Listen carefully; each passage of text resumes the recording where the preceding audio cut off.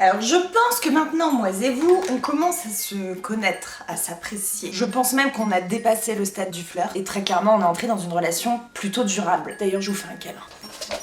YouTube reflète un petit peu la société et la société très clairement aime beaucoup classer les gens. Vous avez les humoristes, vous avez les gamers, vous avez les chaînes de cuisine, les chaînes de vlog, les chaînes de beauté, bien-être et puis les chaînes fitness et le phénomène des fit girls. Aujourd'hui on va donc parler de ce que pensent les gens des fit girls. Et pour rendre ça un petit peu plus ludique, un petit peu plus drôle, parce que j'ai pas envie de rendre ça ni en mélodramatique ou réglage de compte ou n'importe quoi casse, on va faire un petit jeu. J'ai noté tout simplement tous les points que je voulais aborder sur des petits papiers que j'ai numérotés et que j'ai tout simplement placé dans un étui à lunettes. Et si vous avez envie de débattre, de répondre à un de ces points, vous aurez juste à noter le petit numéro devant, suite à quoi je saurai de quoi qu'est-ce que vous voulez parler. On commence. Oui, je fais genre je les connais pas alors que c'est moi qui les ai écrits. First, ah bah ça commence bien.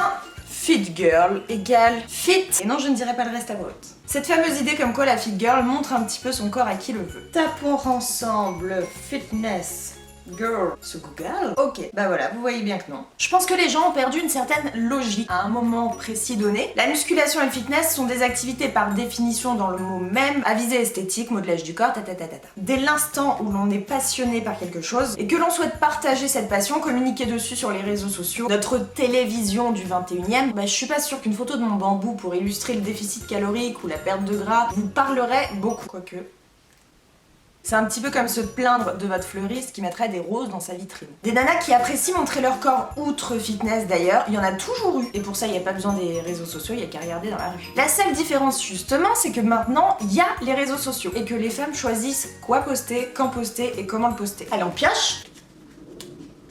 Je le fais bien, non? Le numéro 2, chers amis, l'intelligence artificielle. Et là, nous tombons en plein, les deux pieds dedans, dans ce tout petit cliché. Soit tu as le droit de t'occuper de ton corps, soit tu t'occupes de ton cerveau, mais les deux en même temps, c'est beaucoup trop compliqué. On va animer un petit peu le débat, et pour vous illustrer la chose, je vais vous raconter une petite anecdote personnelle. J'ai triste, s'il vous plaît! J'ai eu un très grave problème de rein étant plus jeune, et ce big problème m'a notamment permis de savoir que j'étais totalement allergique au Bactrim, que cet antibiotique était mortel pour moi. Un jour, je vais voir un nouveau médecin puisque je n'étais pas dans mon comté habituel. Et par conséquent, du coup, dans ces cas-là, on est un petit peu prévoyant. Je mets les choses au clair direct et tout en douceur. Je le préviens, mais j'insiste quand même un petit peu. Je pense pas que vous ayez besoin que je vous dise ce qu'il m'a prescrit. Pourquoi j'ai pris comme anecdote les médecins? Certainement pas pour me moquer, mais juste parce que du point de vue social, ça fait tout de suite plus respectable. Mais en fait, de la connerie, vous en avez partout. Peu importe la passion choisie, peu importe le niveau de compétence, le niveau d'études, on est tous excellents quelque part, tout comme on est tous très cons autre part. Numéro 4. Ouais mais tu vois maintenant la fit girl elle s'entraîne à poil, c'est vraiment plus que c'était le fitness et la musculation, maintenant c'est juste pour montrer son boule. Alors, fitness girl, on va dire, allez, 1970. Mage. Ok. On ne juge pas le look en lui-même. Et aujourd'hui, 2018, le legging et la brassière posent encore grandement problème. Grâce aux réseaux sociaux, Twitter, Instagram, Snapchat, etc., les gens ont la possibilité d'avoir un avis critique sur tout. Mais du coup, bah, ils critiquent tout. Et certains ne font plus la différence entre l'avis et le jugement. T'as le droit de donner ton avis, tu as le droit de partager ce que tu penses. Par contre, juger les autres, abstiens-toi. Tu fais comme moi si tu veux, tu l'écris sur un post-it et tu te le colles sur le front. Le petit dernier, les amis. Donc les fit girls seraient devenues des affiches publicitaires. Alors pour moi, c'est juste un problème de contexte et de mise en relation avec ce qui se passait déjà autour de vous. De la pub, du placement de produits, et bien avant les réseaux sociaux, vous en avez toujours eu. Dans votre film préféré Spider-Man, il y a grave de placement de produits. Années 90, quand vous achetiez votre magazine Star Club Fan 2, oh, le coup de vieux.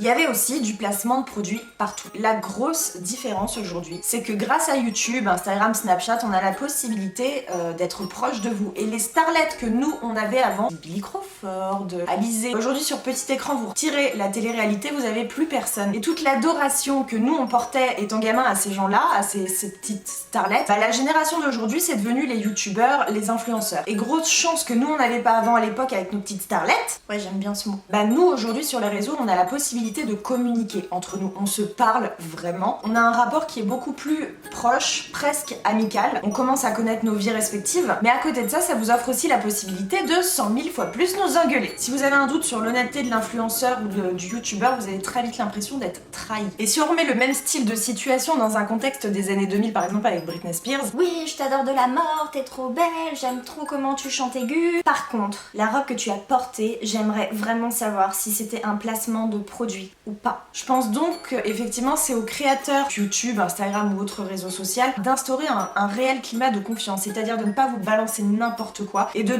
parfois vous faire comprendre quand il s'agit, je sais pas, d'opérations un peu plus grosses, que c'est important aussi d'avoir ce genre de financement et ce genre de sponsoring parce que ça nous permet de vous offrir de très beaux événements, de très beaux meet-up par exemple. Je vous donne l'opération la plus récente que j'ai sous la main qui est l'opération que je fais avec Ibis qui m'offre la possibilité de vous rencontrer partout en France dans des hôtels hyper sympas. À chaque fois vous êtes hyper bien reçus, on vous offre le petit goûter après séance, on a un cadre qui est juste top. Je termine en disant que je trouve ça hyper dommage encore une fois de devoir classer les gens dans des catégories, dans des pseudo-cases sociales ou des pseudo-clichés. Et ces personnes qui s'amusent à tout critiquer, à ramener leur jugement, à poser leur jugement absolument sur tout, c'est eux, c'est elles qui perdent leur temps. Nous à côté de ça, ou les gens à côté de ça, ils continuent leur vie, à évoluer, à grandir, ils construisent des choses. Toi, quand je dis toi mais c'est pas forcément toi, lui derrière son écran à écrire son petit commentaire en mode je veux clasher, je veux juger, il a très probablement le temps de s'ennuyer. Voilà les doudous, j'espère que la vidéo vous a plu. J'ai essayé d'aborder ces différents sujets de la façon la plus joviale possible, sans émettre de négativité, avec un petit peu d'humour parce que ça fait toujours du bien.